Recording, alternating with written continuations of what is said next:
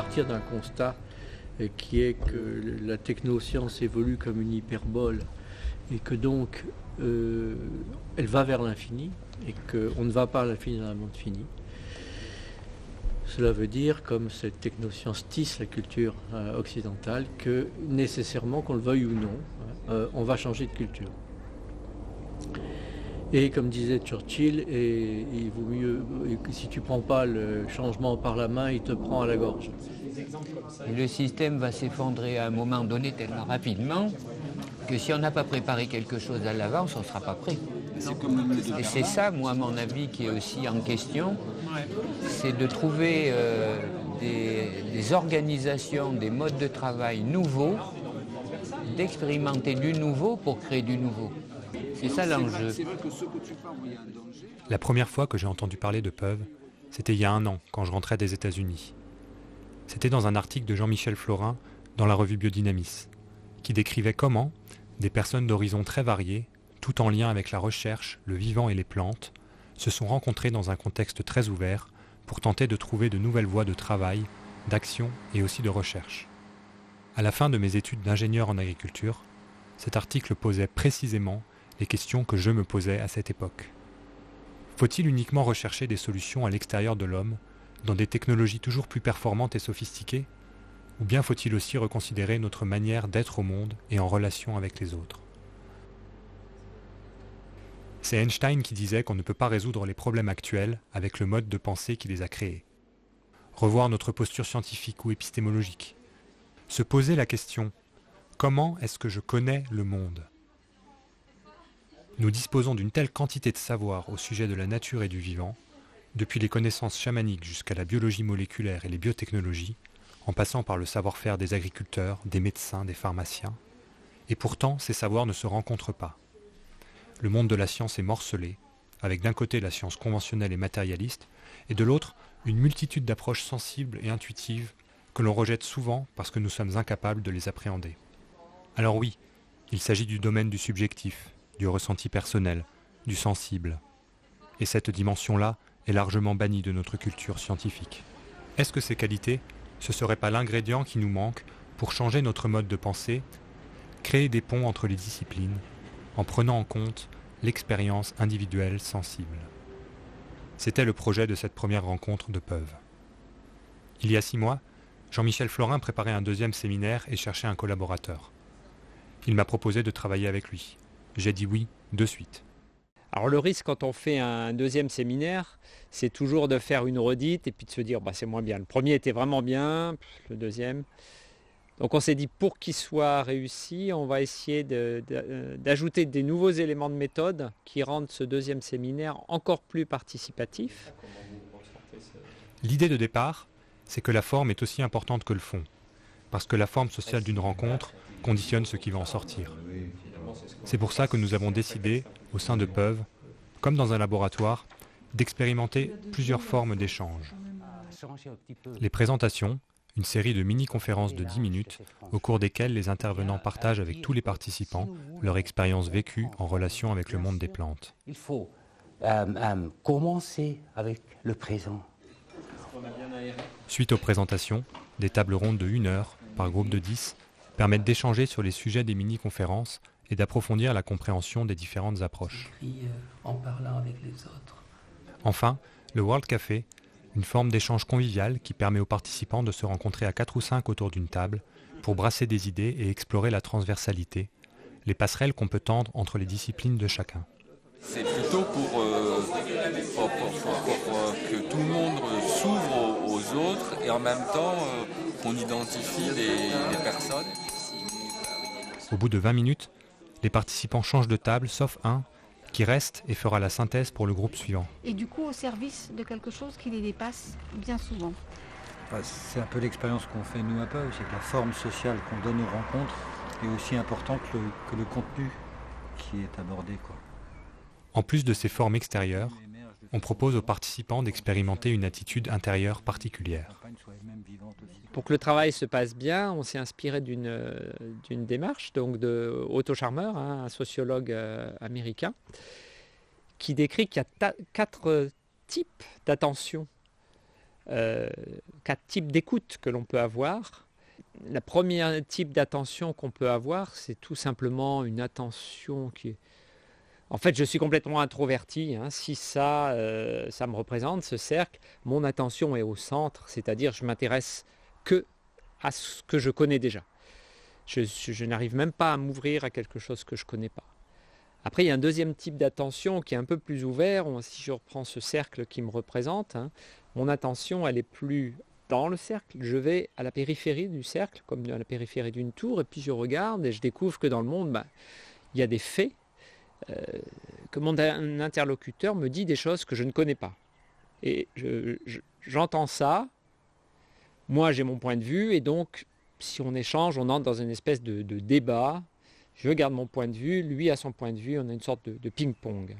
Et nous, ce qu'on voudrait avoir comme type d'attention, type d'écoute dans tout ce séminaire, donc comme plante, c'est la troisième attention, où là, si ce cercle me représente, en fait, je déplace mon attention dans le cercle d'à côté qui représente la personne qui parle et que je suis en train d'écouter.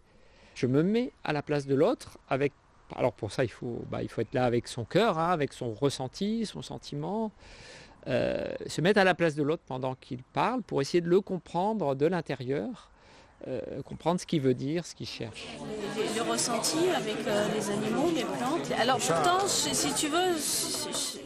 Et Otto Scharmer décrit encore un quatrième type d'attention qui est encore plus difficile à atteindre que le troisième qui est l'attention, l'écoute empathique. Le quatrième, c'est en fait l'attention, ça me représente toujours, c'est l'attention qui ferait que tout d'un coup, je m'étends à tout l'espace et au moment présent, c'est-à-dire que je suis complètement présent dans l'espace où je suis. Il appelle ça, lui, le presencing. C'est quelque chose qui ressemble un peu au moment de grâce qu'on peut ressentir, un moment où on a l'impression qu'on se comprend même sans parler. Ces méthodes constituent la base de ce qui a été mis en pratique dans le cadre de ce deuxième séminaire sur la relation homme-plante. Mais pour les membres de PEUV, il y a un projet plus large qui consiste à accompagner l'émergence d'une université du vivant. Cette université n'a pas encore de contours définis. C'est un processus social en devenir qui se construit autour de l'expérience pratique et des recherches de ses membres. Depuis 2 ans, une dizaine d'organismes travaillent ensemble à la préfiguration de cette université. À l'origine, il y avait Christine Balivet, qui est aujourd'hui décédée, et Jean-Paul Gélin, qui étaient les porteurs de l'Institut Kepler, qui sont venus voir le mouvement de culture biodynamique, dont j'étais responsable à l'époque, pour dire comment on peut continuer, faire perdurer l'activité de cet institut, puisque nous, on va prendre notre retraite. Au mouvement, on s'est dit, voilà, un laboratoire qui s'intéresse au vivant d'une façon globale, avec une approche qui respecte l'intégrité du vivant. Ça intéresse les biodynamistes, bien sûr, mais pas seulement les biodynamistes.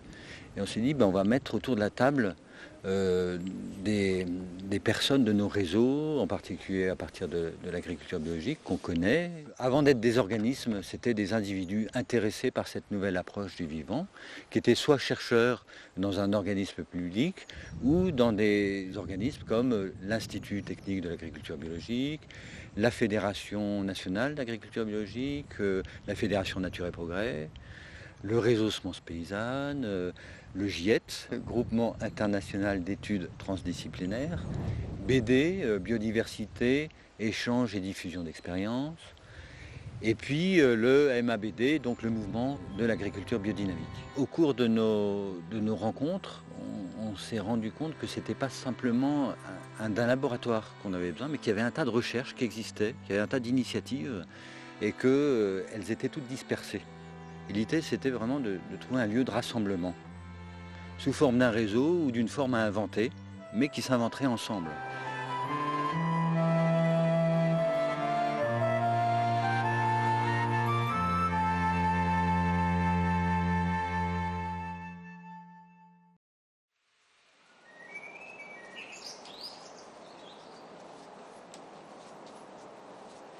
J'aimerais bien partager quelques idées qui peut-être... C'est Johannes Wirtz, généticien de formation, qui a ouvert le séminaire avec une première intervention, un témoignage sur l'approche goethéenne de la nature. Ayant dit ça, je suis convaincu que si nous voulons comprendre le vivant, nous avons besoin de changer la méthode scientifique qu'on apprend aujourd'hui dans les universités. C'est-à-dire qu'il faut abandonner cette perspective d'un observateur extérieur qui regarde des objets et essaye de les sortir, de trouver des ordres, etc. Par contre, on a besoin de participer d'une manière intérieure, je dirais, avec ces objets. Et on a toujours affaire avec des objets, mais avec quelque chose de plus, le contexte. Et pour ça, j'ai apporté cette branche, j'ai coupé cette branche ce matin. Alors, un objet d'un contexte qu'on ne se voit plus. Et en même temps, c'est toujours le cas si nous commençons à travailler avec le vivant. C'est toujours un moment d'un développement, d'une biographie, d'un début et une fin. Et c'est uniquement ce moment qu'on peut voir, percevoir avec les sens, et le reste est invisible. Les feuilles, c'était comme ça, et la lumière, c'est où?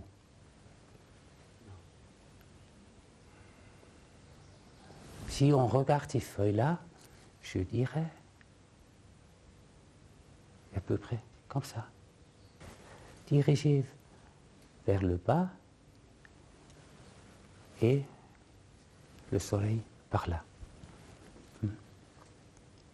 Maintenant, nous savons très bien que ce que nous voyons ici, c'est un processus, un mouvement de la vie.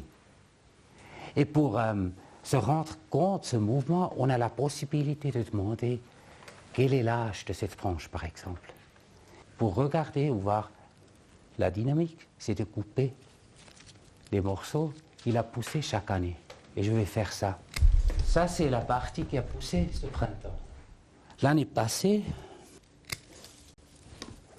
il a fait un bout comme ça. Et puis, bon, disons, c'est là. Hein. Peu importe.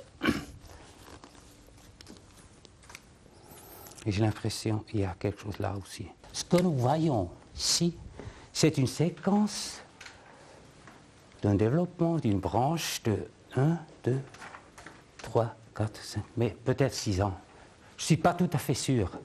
Mais ce que je veux vous montrer, c'est qu'on peut s'apercevoir que chaque année est un monde ou un contexte différent. Ça, c'est une chose.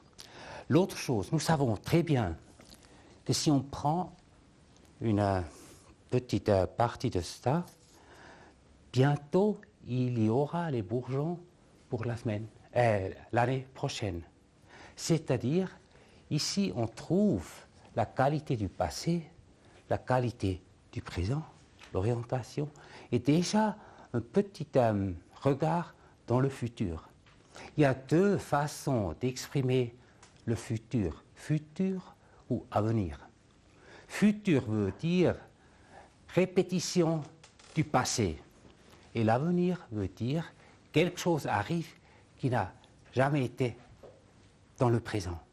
Si nous voulons comprendre la vie, bien sûr, il faut commencer avec le présent. On doit avoir dans sa tête que chaque être vivant doit avoir un passé. Et on doit être sûr que chaque être vivant doit avoir non un futur, mais un avenir. C'est-à-dire, cette, comme vous dites, ouvreté totale.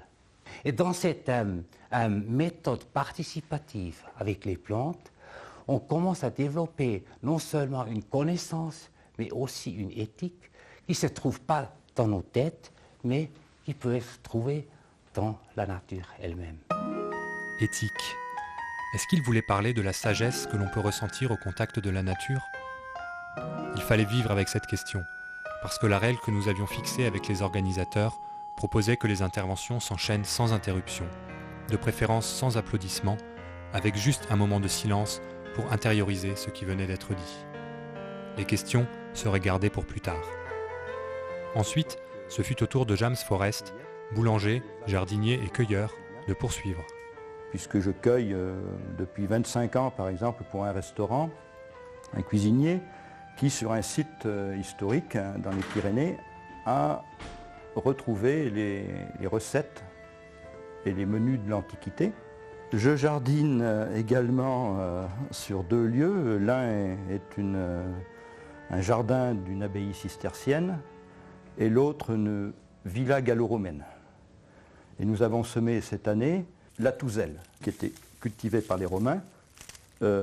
L'Antiquité peut-elle être aux soins de la modernité? À savoir, ces plantes ou ces céréales qui sont cueillies, cultivées, qui étaient connues des anciens, comment peut-on les retrouver aujourd'hui en apportant un regard nouveau, un regard sur des propriétés nouvelles et correspondant assez souvent pour les plantes médicinales, à des pathologies qui n'étaient pas connues dans le passé. Les légumes, la poussière cosmique. Pedro Ferrandis dérogeait à la règle qui veut que les PowerPoint soient habituellement bannis des présentations. Je fais apparaître ici de nouveau la notion de musique, en tout cas d'harmonie, qu'on va retrouver dans le vivant. Joel Sternheimer, c'est une recherche depuis 40 ans, les années 70. Il a commencé à travailler sur la régularité des masses des particules élémentaires. Ensuite, il a développé l'équation d'onde d'échelle qui rend compte d'une structure au niveau de la matière bien particulière. Et il en a trouvé une application au niveau de la synthèse des protéines. En parallèle, moi je l'ai rejoint dans les années fin 80, où j'ai commencé à faire des premiers essais sur le végétal en culture, en l'occurrence dans mon jardin, des cultures de tomates, à faire pousser concrètement des pieds de tomates en stimulant par exemple la croissance, en passant à la transposition musicale de l'extensine, qui est une protéine de structure de la plante. Et depuis, d'autres expérimentations ont été faites en Ariège, en Suisse, en Sénégal également, en panification dans d'autres domaines, et plus récemment sur la vigne. Donc je vous parlais de régularité de masse des particules, et il se trouve que les 22 acides aminés se synchronisent sur des fréquences transposées dans l'audible qui sont celles-ci. Et ce qu'on fait, c'est en fait traduire les protéines en les suites de fréquences qui leur correspondent physiquement. Et on obtient, s'il y a des musiciens parmi vous, ici vous avez 2 protéines humaines en l'occurrence, le cytochrome oxydase, c'est 2 fragments, le cytochrome oxydase et le cytochrome C. Ici ce sont la suite d'acides aminés et les portées et les suites de fréquences qui leur correspondent. Et ce qui est déjà en soi très remarquable, c'est qu'on obtient de la musique. Du point de vue structure, on trouve une cadence, on trouve une mélodie, et ce qui est d'autant plus important, c'est qu'on trouve des séquences mélodiques qui se répètent d'une protéine à l'autre. Et ces séquences qui se répètent, c'est elles qui résonnent et qui entraînent des mécanismes de régulation épigénétique, justement. Donc c'est à travers ce crible d'homologie, de recherche, on va travailler sur des bases de données, qu'on va prédire la fonction d'une protéine et voir une protéine d'un organisme avec quelle protéine d'autres organismes elle est en relation. Je suis présenté comme inventeur, je suis effectivement inventeur indépendant, mais mon métier, j'exerce un métier qui est celui de restaurateur de tableaux et d'art contemporain. Gilles Khalifa est venu pour présenter sa découverte, un procédé technique auto-humidifiant pour la culture des plantes sans eau.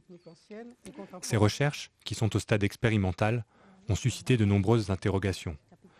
Jusqu'à la fin du séminaire, il a répondu infatigablement à ceux qui lui demandaient des précisions. Donc ce terme sélection participative... Véronique Chable est ingénieure à l'INRA de Rennes. Elle a conclu cette première série de mini-conférences sur le thème de la sélection participative. Veut dire une certaine domination. Or, ce que l'on vit ensemble, c'est une coévolution, plantes, hommes, que ce soit paysans, chercheurs, consommateurs, on est tous ensemble dans une aventure sans hiérarchie. Oui, voilà, exactement. Après la pause, les participants allaient se répartir en petits groupes pour échanger sur les présentations. T'as vu la couleur un peu? Une couleur extraordinaire. Il y a une odeur très fine, comme je connais que les essences pachériques. Hein. Oui, c'est ça, ouais. Mais c'est une spagyrie.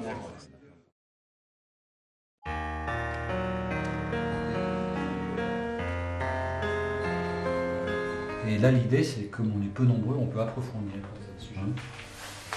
Donc on peut partir d'une des 2 interventions, si quelqu'un... Dans chaque groupe, un animateur de PEUV rappelait les règles d'écoute empathique du sociologue Otto Scharmer. C'est Idriss Diabaté qui ouvrait les échanges en posant une question à James Forrest au sujet de son pain. Je ne sais pas qu'est-ce qui fait que votre pain peut être différent. Est-ce que c'est l'art du boulanger?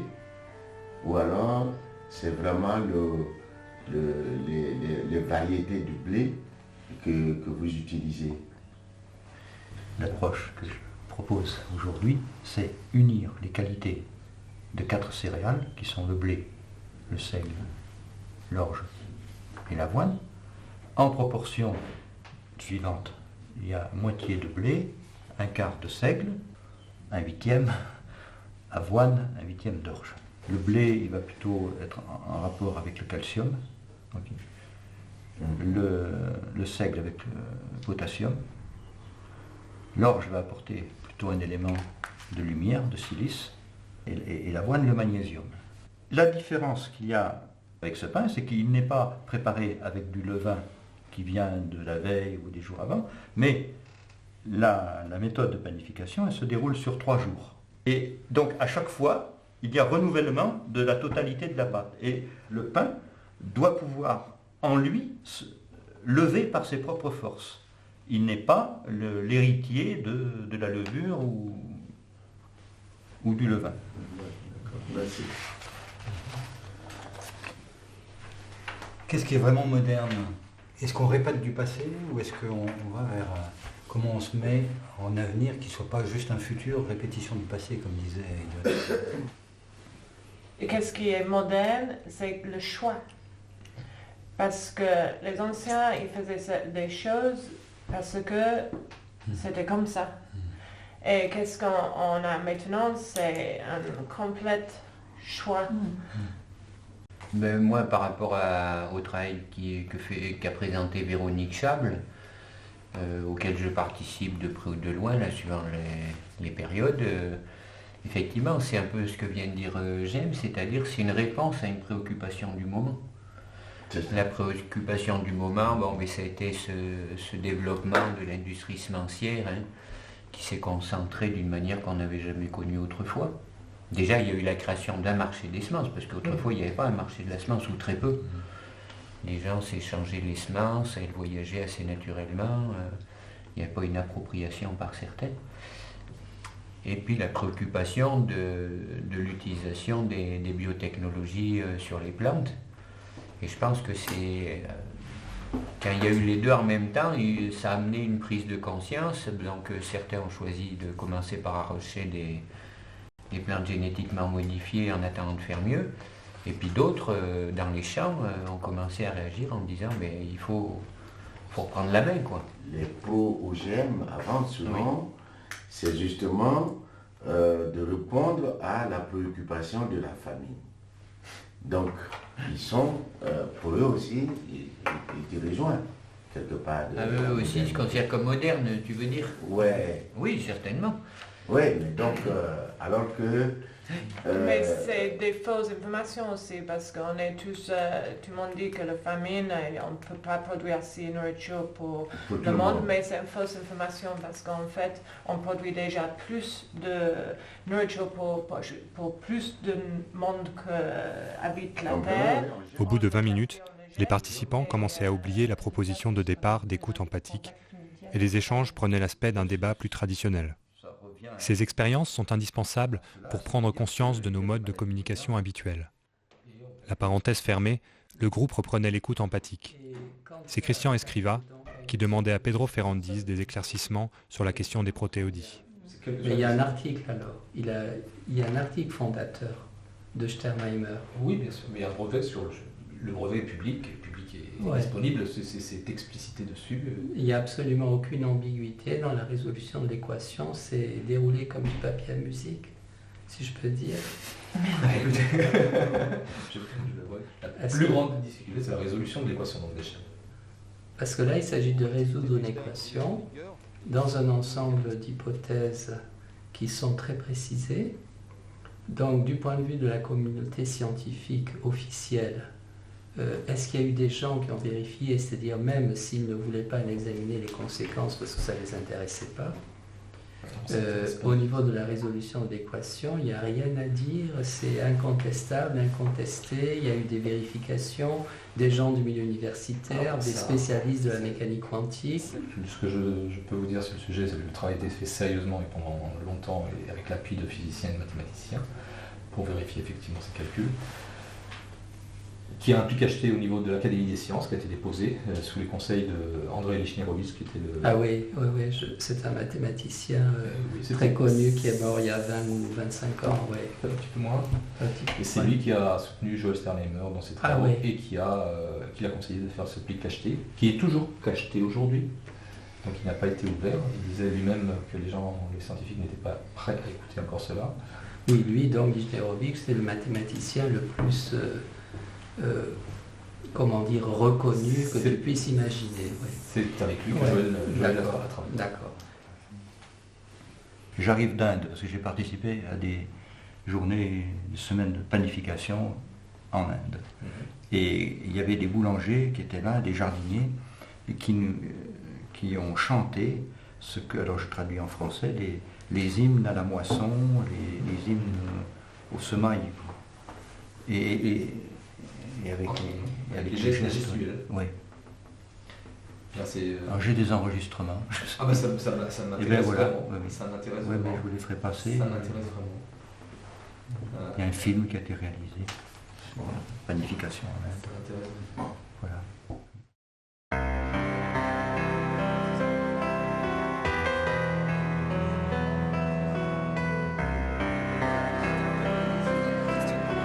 Après la pause, je sonnais la cloche pour annoncer le premier World Café. Personne ne savait trop ce qui allait se passer et tout le monde était curieux d'expérimenter cette nouvelle forme sociale. Et en fin de compte, tout a été représenté en fait. C'est Annie Coustoulin qui démarrait la séance en évoquant les présentations de la matinée. Elle mettait sur la table un questionnement, une réflexion sur les sciences. Des sciences qui doivent marier l'objectif, enfin ce qui est du côté de l'objectif et de ce qui est du côté du subjectif, puisque c'est ça ce que vous voulez faire vous, dans l'université du vivant, il me semble. Ouais, bon, c'est en tout cas ce qui émerge. Oui. Mais c'est vrai qu'on va intégrer toutes les approches, quoi. Oui. Cette fois-ci, on a même cherché vraiment à avoir l'aspect artistique aussi. Ouais, moi ça m'a beaucoup touché aussi d'entendre des gens qui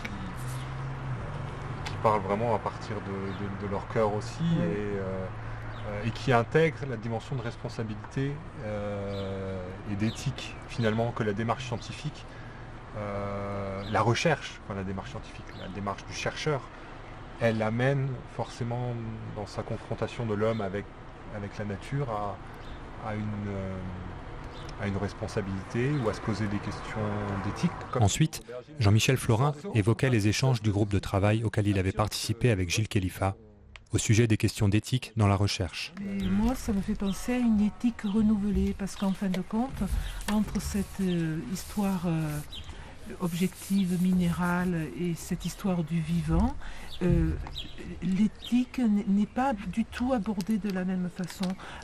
Dans le vivant, l'éthique est abordée où justement la sensibilité, le ressenti, le vécu est obligatoirement pris en compte. Tu veux dire c'est une éthique qui naît qui naît en même temps que la recherche sur le vivant. Elle est conjointe, intrinsèque, et ça te fait une éthique différente. Croire que c'est la même éthique que celle que nous avons dans notre société occidentale, qui est développée jusqu'à maintenant par rapport aux chercheurs, c'est faux. En fait, c'est une autre éthique. Et donc, il faut aussi pouvoir la dégager de ce qu'on croit être éthique et qui ne l'est pas en fin de compte, qui ne l'est plus dans le contexte du vivant, qui peut l'être dans le contexte scientifique actuel, de ces grandes sociétés, tout ça, mais je trouve pas ça éthique, mais justement qui, prenant en compte, c'est-à-dire que moi je suis médecin et du coup il y a Nuremberg, il y a tout ça. En fin de compte, les expériences des nazis, scientifiquement, elles étaient correctes. Il y a 5000 médecins qui ont participé à ça. Ah ouais. Tu te rends compte? Ah oui, c'est énorme. Ça veut dire que ça veut dire qu'il y a 5000 personnes qui ont trouvé que intellectuellement, c'était valable. Intéressant quoi. Intéressant qu'on pouvait le poser. Et en Angleterre, quand ils ont parlé des essais thérapeutiques, ils ont dit, mais attendez, les essais thérapeutiques, c'était en 61, est-ce que vous voulez qu'ils soient faits comme à Nuremberg? Parce qu'en fin de compte, c'est ça, quand on fait des essais thérapeutiques, on utilise les méthodes nazies, qui ont été développées. Donc moi, je suis touchée très personnellement dans cette histoire-là. Mais moi, ce que je trouve intéressant, si on parle d'éthique, c'est que j'ai l'impression que, là, quand on en a entendu parler, il y a un besoin d'éthique qui naît d'une nécessité par rapport à la manière dont on traite le vivant. Et que donc, c'est plus forcément une éthique imposée ou une éthique qui vient de l'extérieur ou une éthique... ou une morale religieuse, mais ça devient une nécessité de faire de la recherche participative, parce qu'on se rend compte qu'autrement, on va dans le mur, on va perdre ce qui fait la substance de notre survie, de notre civilisation, de notre humanité. Moi, j'adhère bien à ce que tu dis. Pour moi, c'est pas l'éthique, ça se règle pas par des lois, par des règlements, quoi. Pour moi, c'est quelque chose d'une évidence, qui est que on peut pas faire des choix. On ne peut pas faire des choses en tant que soigneur, en tant que chercheur, parce que sinon on ne dort pas la nuit, quelque part. Donc c'est notre bon sens qui nous dit, attends, là, c'est pas possible. Marie-Christine était en train de nous expliquer que l'éthique, si elle est une question de société, n'en demeure pas moins un problème profondément personnel. Une question de choix pour soi-même, dont on ressent les conséquences en son fort intérieur. Je venais de comprendre que l'éthique est profondément individuelle. Et ça ne peut pas être autrement. Oui, mais il y a une éducation derrière. Ben, il y a elle, ce qu'elle est. Ça peut être... Et il y a une... Oui, mais elle a une exigence. Je pense qu'elle a une exigence spirituelle, elle a quelque chose qui la maintient fermement dans cette... Mais la difficulté, alors je pense qu'il n'y a pas de difficulté pour les gens qui sont dans cette exigence, qui ont cette exigence intérieure. Mais c'est aussi peut-être une place, une piste pour l'université du vivant, c'est que l'université, ça veut dire un lieu où on enseigne, où on fait des apprentissages en tout cas. Est-ce que l'objet, c'est pas d'enseigner à monsieur tout le monde, quel que soit son statut, son niveau, la discipline ou quoi, de comment on est vivant. Voilà, comment on est relié au vivant. Les 20 minutes de la séance étaient bientôt écoulées. C'était le moment de faire la synthèse pour clarifier ce qui serait transmis à la table suivante. La nappe était là pour nous aider. Ça voudrait dire qu'en fait, si on a mis l'objectif, c'est sensible. Ça veut dire en fait c'est l'intégration du sensible qui fait qu'on parle d'une autre éthique. Parce que tant qu'on reste dans l'objectif, on a l'éthique classique, c'est-à-dire que moi je fais n'importe quoi, j'attends que le comité d'éthique ou que le législateur fasse des lois qui m'autorisent ou m'interdisent. Mais dès que j'intègre le sensible, je me sens concerné face à une branche, même comme montrait Johannes, qui me parle du passé, du futur, de l'avenir que je ne connais pas. Et c'est dès qu'on intègre le sensible, c'est-à-dire dès qu'on s'intègre pas seulement avec notre objectivité, mais aussi avec tout notre être au plus, quoi. Et là, du coup, l'éthique devient toute différente puisqu'elle me concerne, elle est presque individuelle, chacun se sent concerné, quoi. Tout à fait.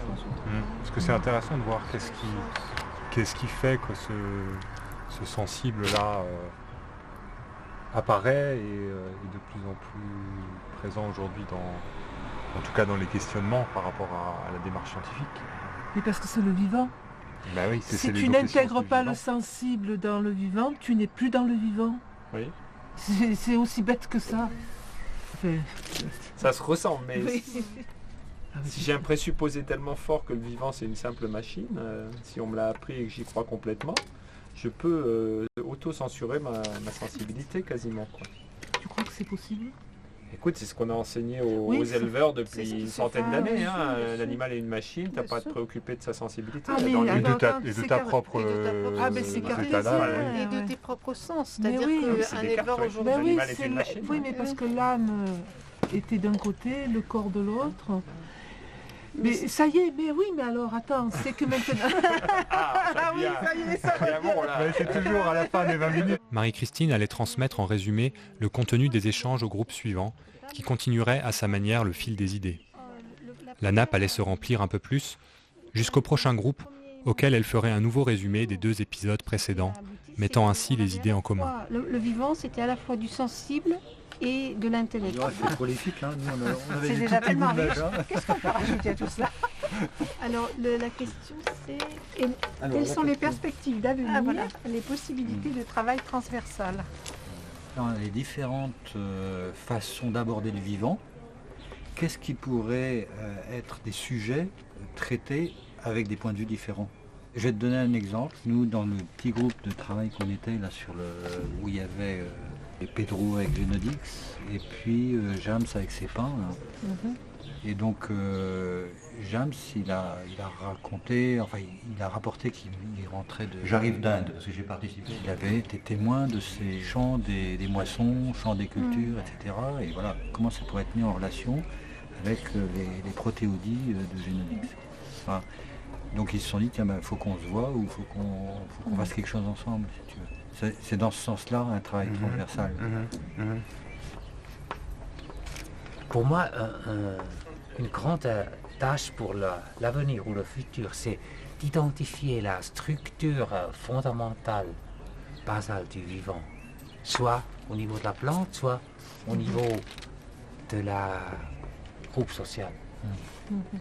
Je me demande tout le temps, qu'est-ce que c'est cette structure fondamentale? Et bien sûr, à l'université, nous apprenons reproduction, blablabla, mais c'est pas tout. Peut-être c'est même pas la structure fondamentale. Vous pouvez définir ou préciser en tout cas, qu'est-ce que vous entendez par structure fondamentale?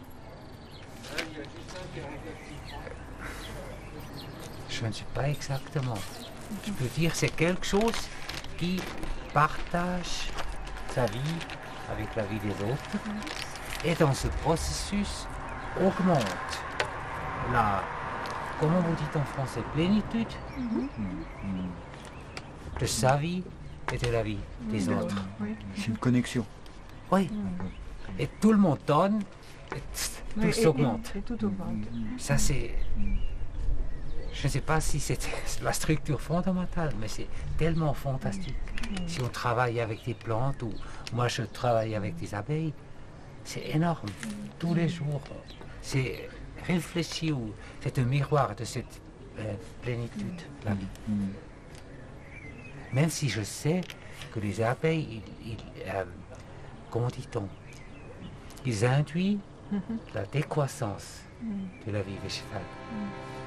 La plante doit mourir pour faire mûrir les graines. Oui, d'un autre côté, ils font la fécondation qui va faire la croissance. Exactement. Les deux, quoi.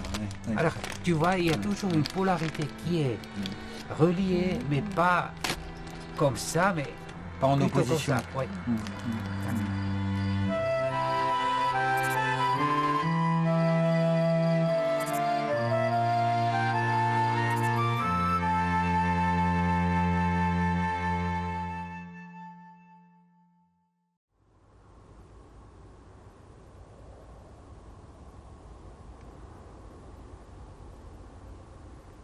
La matinée du 2e jour allait commencer par une nouvelle série de présentations courtes sur le thème « Vivre et soigner avec le végétal ». C'est Patrice de Bonneval, formateur à l'école lyonnaise de plantes médicinales, qui inaugurait cette session. C'est qu'on a créé une section qui s'appelle l'armoire aux plantes, c'est aux herboristeries familiales. Et mon idée, c'est pas d'aller se défendre auprès de l'Europe ou de Bruxelles, mais d'envahir toutes les familles. C'est-à-dire qu'on a chaque élève qui est formé par nous, va former un petit groupe de 5, 10, 15 personnes, leur apprendre en 3 ou 4 week-ends l'utilisation des plantes médicinales de leur jardin, de leur entourage, comment soigner les maladies les plus courantes, et se répandre comme ça, comme une tache d'eau. Vous savez, l'eau, quand elle se répand sur la terre, rien ne l'arrête.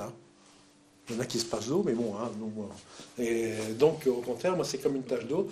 Je voudrais qu'il y ait une herboristerie par famille. Puis, ce fut au tour de Marc Belbéoc, scientifique de formation et eurythmiste, qui nous a parlé de l'influence de l'eurythmie sur les plantes dans le cadre de recherches en cours. Alors le lien avec les plantes, Eh bien, un jour, j'ai rencontré Tania Baumgartner, il faut que je la présente ici un tout petit peu. C'est une personne qui s'est posé la question, c'est une rythmiste aussi, comment prouver l'effet de l'eurythmie. Elle avait un beau-père qui était complètement hermétique à ça, et comment prouver l'effet de l'eurythmie. Et c'est comme ça qu'elle est tombée sur le travail avec les plantes. Elle a constaté que pour certains gestes d'eurythmie, la forme des plantes changeait radicalement. Soit en faisant de l'eurythmie autour, soit en prenant la graine et en la faisant bouger dans l'espace, et que l'on soit professionnel ou non, ça fonctionne. C'est-à-dire qu'en fait, quand elle a demandé à ses enfants de le faire aussi, parce qu'elle ne pouvait pas tout faire, ben ça marchait aussi. Ulrich Ramp, producteur d'élixirs floraux, a évoqué son parcours en relation avec les plantes médicinales. Et en vivant en pleine nature, j'attendais pas les plantes, je l'adressais ma parole, et on avait une très belle conversation, une très bonne relation. Et petit à petit, donc je cherchais beaucoup dans la philosophie, beaucoup dans les étoiles, et grâce à la construction des pierres, j'arrivais quand même à pas envoler, qui était très important. Et donc j'ai découvert Paracels, qui avait un peu l'idée de ça que je vivais au quotidien, que d'abord, la plante chez Paracels, ce n'est pas simplement une assemblée de molécules phytothérapeutiques, mais une plante, elle a un corps, elle a une âme, elle a un esprit. Laurence Rogez, artiste peintre, nous a proposé un exercice d'attention et d'observation qui engage la sensibilité de chacun pour évaluer sa relation avec le monde végétal. Dans le sens où on essaye de porter son attention le plus possible dans ce domaine-là, jusqu'à avoir une résonance qui va jusque dans des images bien précises, qu'on peut noter, par exemple, quand on fait des dégustations de certaines substances. Annie Coustoulin est psychanalyste. De prime abord la plus éloignée de notre thème, elle nous a montré que son activité, qui implique la sensibilité personnelle, peut nous aider à mieux comprendre la relation homme-plante. Et pour moi, la psychanalyse, ça étudie l'espace que crée l'écoute et les dynamiques mises en jeu à cette occasion. Et une chose que j'ai compris, mais bien des années après que j'ai commencé à écouter des gens, à les avoir en thérapie, puis à faire avant j'avais fait une thérapie, c'est que l'inconscient, qu'on appelle aussi le tiers transcendantal, et qu'on appelle aussi l'âme, Freud parlait de l'âme humaine, en fin de compte, c'est quelque chose qui est partagé entre les deux personnes. Dans une cure analytique, il y a l'analyste et il y a son analysant. Et le lieu où ils se rencontrent, le lieu où ça travaille, c'est dans cet espace qui les réunit tous les deux et qui est un espace qu'on ne peut pas définir et qui s'arrête au moment de la fin de la séance. La personne s'en va, l'espace disparaît, la personne revient, un autre espace se crée, d'autres mouvements se font et d'autres choses se mettent en place. En fin de compte, c'est une histoire aussi dans le temps. Et j'étais très étonnée parce que les plantes, c'est une histoire de temps aussi. Elles évoluent. Donc il y a peut-être là quelque chose. La série d'interventions s'est achevée avec Gérard Savournin, médecin généraliste, homéopathe, d'orientation anthroposophique. Ce qui ressortait dans ce film, c'était que l'être qui est donc ce professeur-là de Côte d'Ivoire qu'on voyait, en fait, il était lui-même comme une sorte de lien et en même temps écartelé entre deux mondes complètement différents, entre le monde des guérisseurs traditionnels, dont il récoltait un savoir, et puis le monde de la science. On a vu ces constructions de molécules posées sur le bureau, qui étaient quand même assez particulières. Lorsqu'on met les images face à face, on a un contraste énorme entre ce monde donc d'une connaissance dont on ne sait plus d'où elle vient, ou disons quel est l'état des guérisseurs par exemple, ou quel était l'état des guérisseurs qui leur permettait d'accéder à ces connaissances, et de l'autre côté les connaissances de laboratoire. Et ce que je voulais essayer de caractériser, c'était cet intervalle qui est entre les deux et de se dire comment on peut remplir cet intervalle entre des extrêmes de cet ordre-là. Et je me suis interrogé là-dessus depuis pas mal d'années parce que ça me paraît ça me paraît impossible d'éliminer ce qui est du domaine scientifique tout autant que d'éliminer ce qui vient de l'autre côté. Alors comment relier et qui est capable de relier autrement que l'être humain? Lors de ces présentations, nous avons pu faire l'expérience d'une qualité d'écoute très particulière. Contrairement à la veille, où l'atmosphère était encore dispersée suite au voyage de chacun et aux rencontres, ce matin, les choses étaient plus calmes, plus intériorisées. J'avais le sentiment que certains participants avaient été profondément touchés par les interventions et avaient sans doute fait l'expérience de l'écoute empathique. Comme si quelque chose de totalement nouveau était né et commençait à vivre chez chacun, imperceptiblement. Ah, vous cherchez le nom d'une plante? Attends, j'arrive. C'est possible. C'est quoi la plante qui pose problème? Attends, on va demander à notre botaniste déterminé. Je connais. Voilà. Cardaria draba. Voilà, un drave passera. Moi, je mange ça comme du brocoli. Ah oui? Les boutons comme du brocoli, c'est très bon. Ah ouais.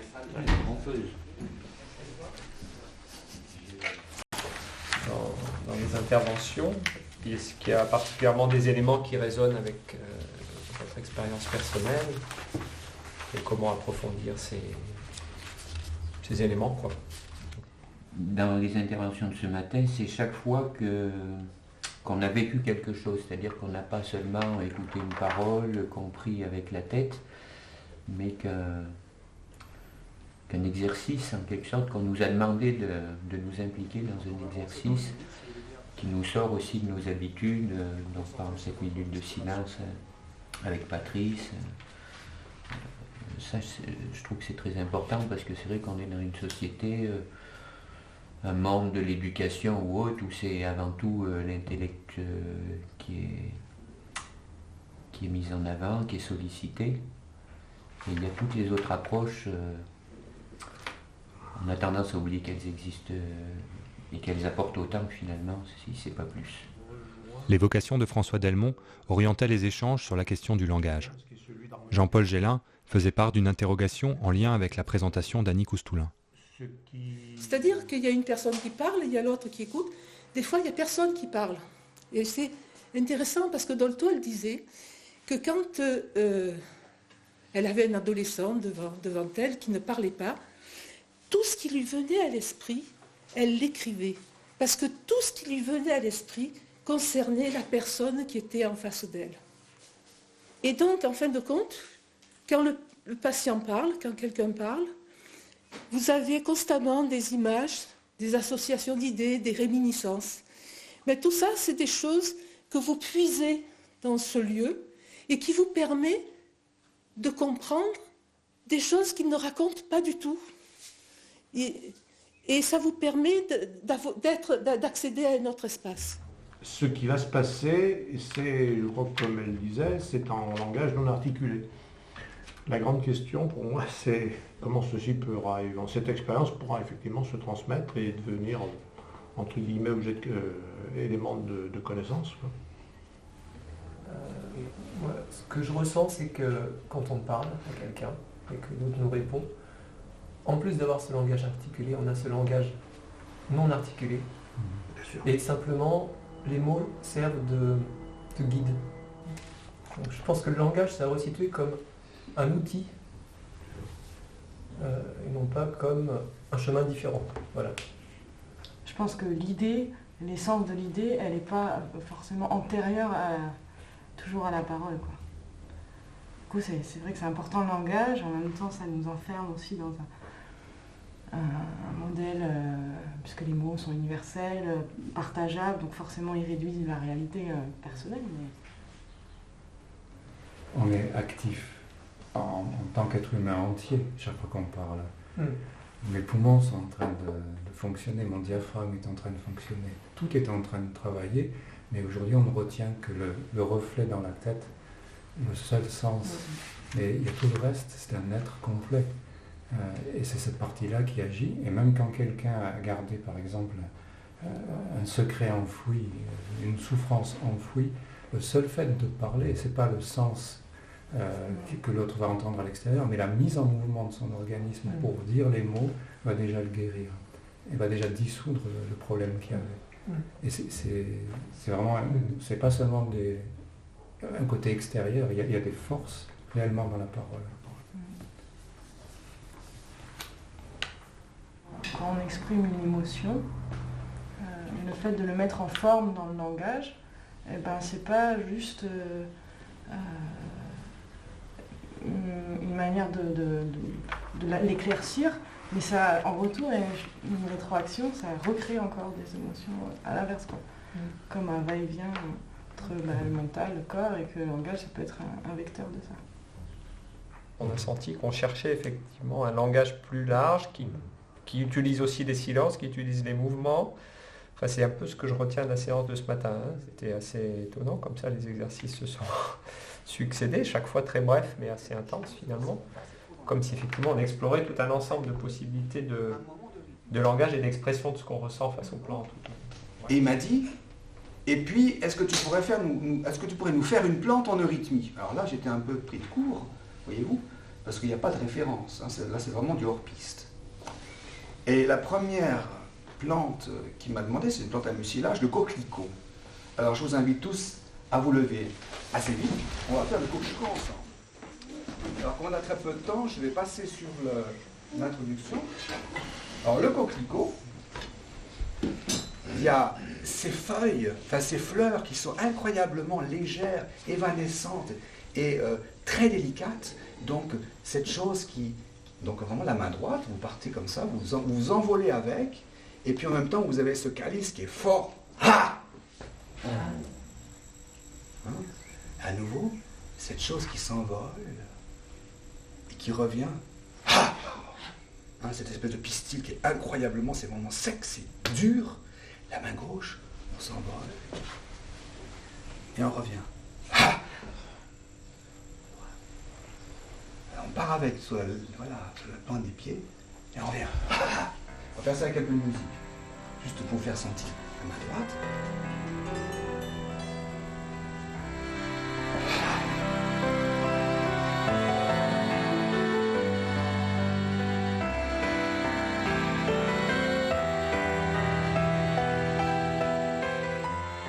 Le fait de passer aussi si aisément du monde un peu scientifique au monde plus intérieur,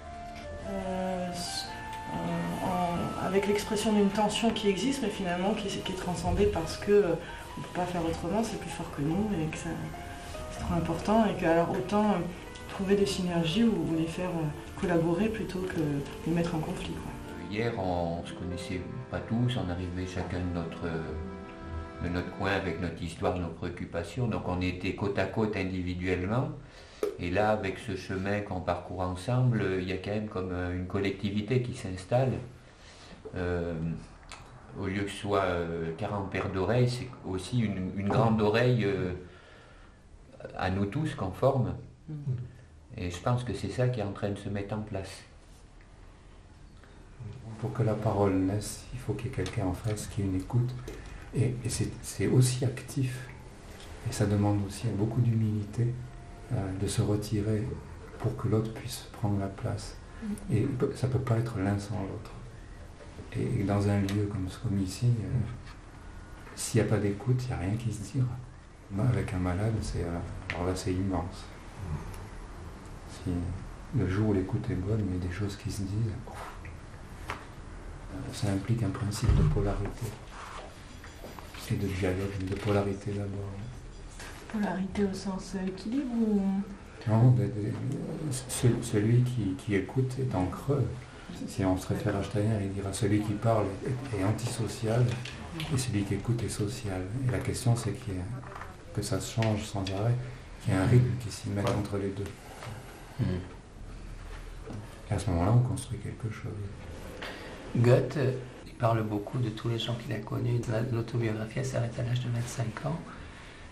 Et on voit qu'il a rencontré un nombre impressionnant de gens, et il dit que les livres de cette époque, il les a tous écrits en parlant avec les autres. C'est-à-dire quand il se mettait devant sa feuille, finalement, tout était déjà clarifié. Alors qu'on peut imaginer qu'il pensait devant sa feuille comme ça, mais c'est pas du tout comme ça que ça se passait. C'est vraiment...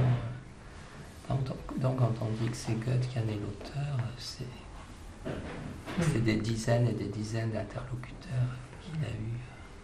Moi, je peux vraiment, témoigner, d'une part de la stérilité de l'activité mentale quand je suis seul, et de la richesse, c'est-à-dire du déclenchement de nouvelles choses qui naissent sous l'effet tout simplement d'un dialogue, d'une conversation, et ça se prolonge après.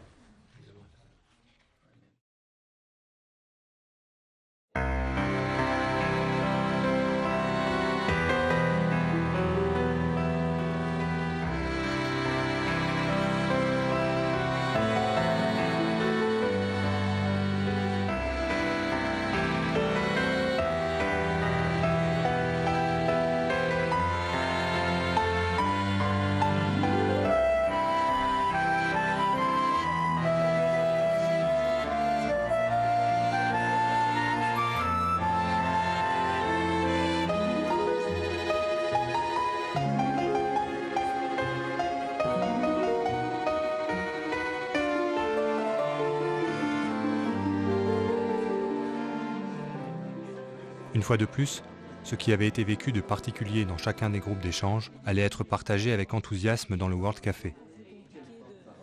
L'après-midi débutait par une dernière série de présentations courtes qui portaient sur des expériences de vie en rapport avec le végétal.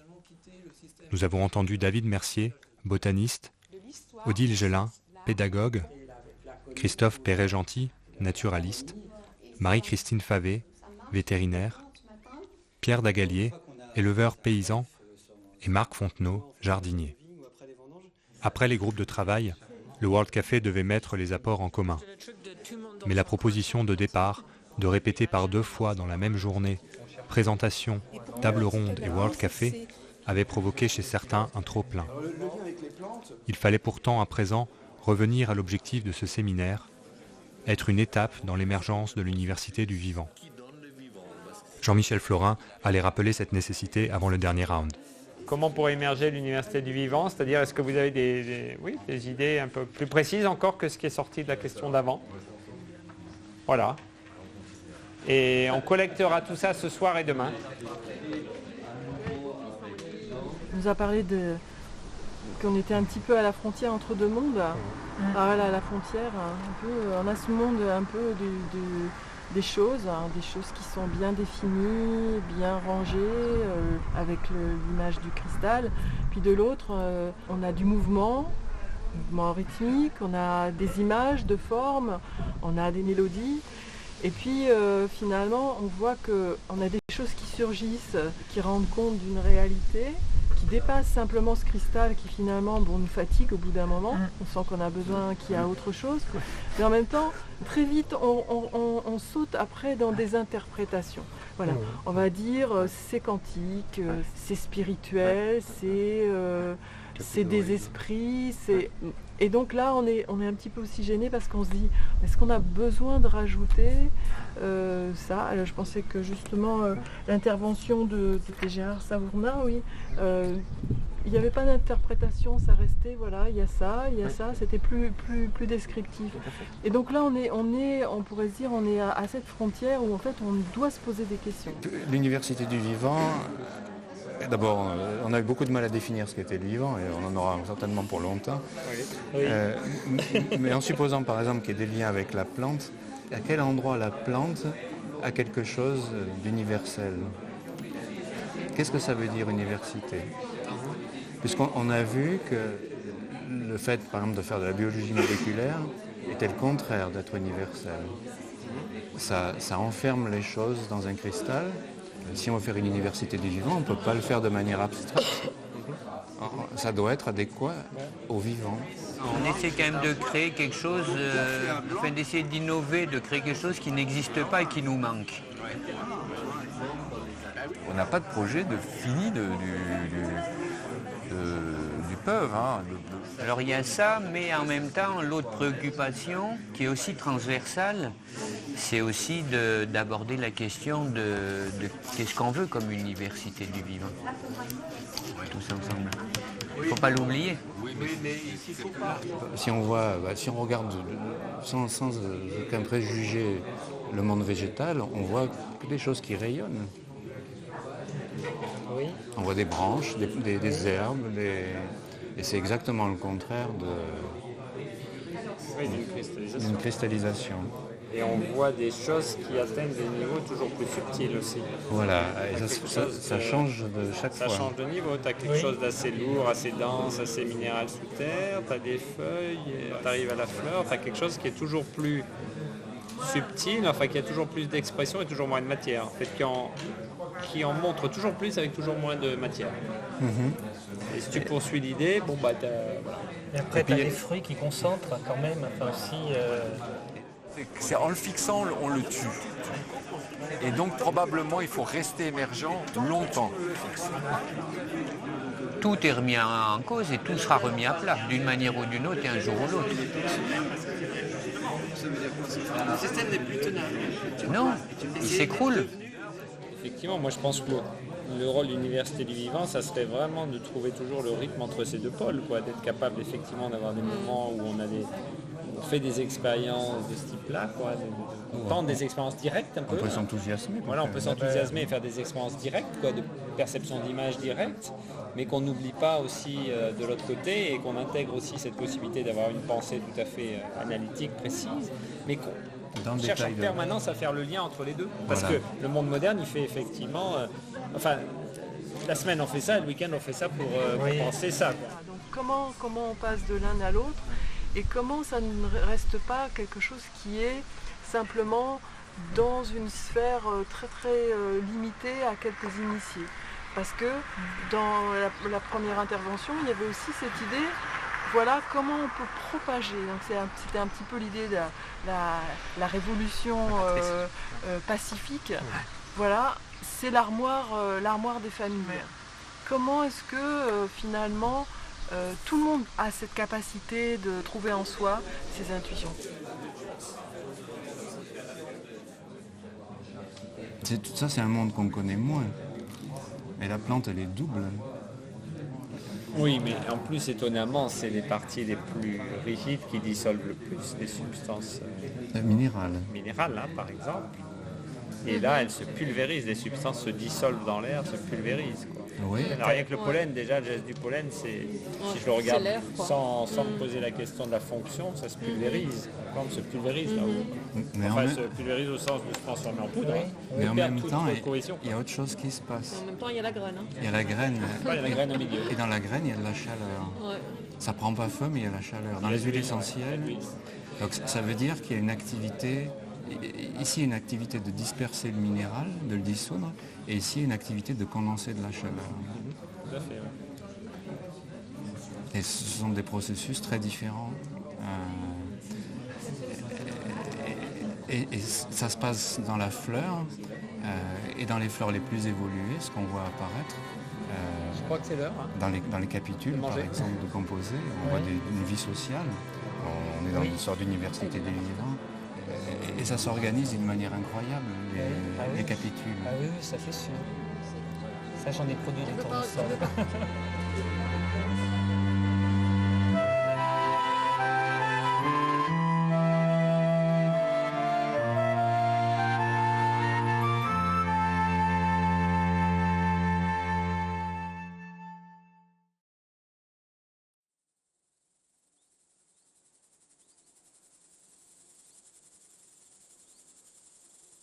La dernière matinée allait être consacrée à faire la synthèse de ce qui avait été vécu et brassé entre les participants pendant le séminaire. C'est moi qui étais chargé de présenter le déroulement de cette conclusion. Afin de mieux replacer le séminaire Homme-Plante dans la perspective du travail de Peuve. D'abord, nous avons remis les nappes des World Café à l'honneur, afin de permettre à ceux qui le souhaitaient de se pencher sur ces œuvres collectives. Les croquis et les notes, tels des instants de conversation photographiés, faisaient renaître certains échanges. Ensuite, ceux qui le souhaitaient allaient pouvoir s'isoler pour résumer par écrit ce qui leur semblait important d'être retenu. Et de ces synthèses, chacun pourrait extraire des idées clés qui seraient lues pendant la réunion finale. Force de preuve, la diversité des participants. Qualité d'écoute, respect, liberté de ton. Changer de méthode scientifique, s'intéresser au vivant, c'est faire un acte de présence. Être soi-même pour se mettre en lien. Le lien crée le nouveau. L'homme n'a pas les mêmes relations avec la plante cultivée et la plante sauvage. Apprendre de l'une pour mieux cultiver l'autre. Exercer un enseignement horizontal, pas de prof, pas d'élève, allant du savoir, de la connaissance, des mains à la connaissance de la tête, en passant par le cœur. La sincérité, l'authenticité sont des valeurs incontournables à mettre en avant pour les acteurs de l'Université du Vivant. Créer un espace de confiance et de mutualisation, de découverte, d'innovation pour le bien commun. Malgré la difficulté d'exprimer par des mots ce qui s'était vécu lors de ces journées, je pouvais percevoir que nous avions tous, par notre écoute et nos prises de parole, participé à un approfondissement de nos connaissances sur le végétal. Mais à ma grande surprise, j'en avais appris beaucoup plus sur moi-même. Les différents modes d'échange, ainsi que cette quête d'une écoute empathique, avaient largement contribué à cette découverte. À une époque où nous sommes allés aux confins de la connaissance, à l'extérieur de nous, il m'apparaissait que nous avions oublié d'explorer à l'intérieur de nous-mêmes. Cette dimension, souvent absente dans les activités en lien avec la connaissance, n'aurait-elle pas conduit l'humanité au bord de l'abîme, comme coupée de son milieu, une étrangère face à la vie?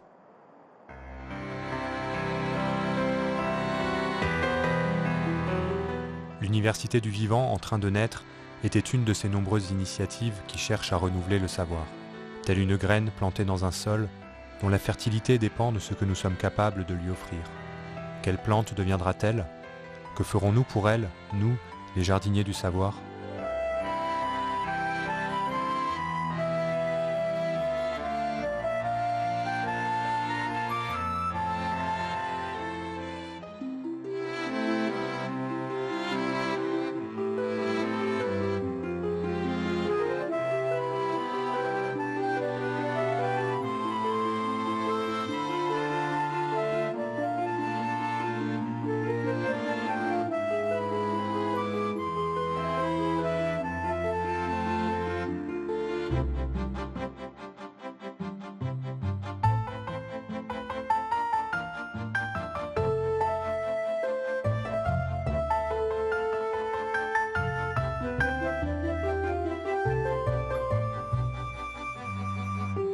Cher Martin, dans ton introduction, tu cites Albert Einstein. Cela me gêne, car tu entretiens un des mythes les plus courants.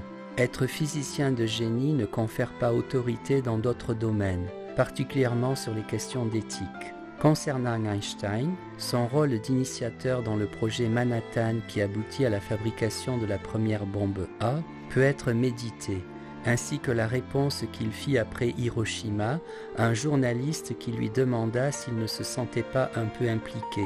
Il répondit qu'il ne pensait pas qu'un seul homme puisse être tenu pour responsable d'une telle catastrophe. Une bonne façon de se laver les mains. Le mythe du scientifique, héros des temps modernes, chercheur et trouveur de la vérité, est bien mort. Je te salue bien cordialement. Signé Christian.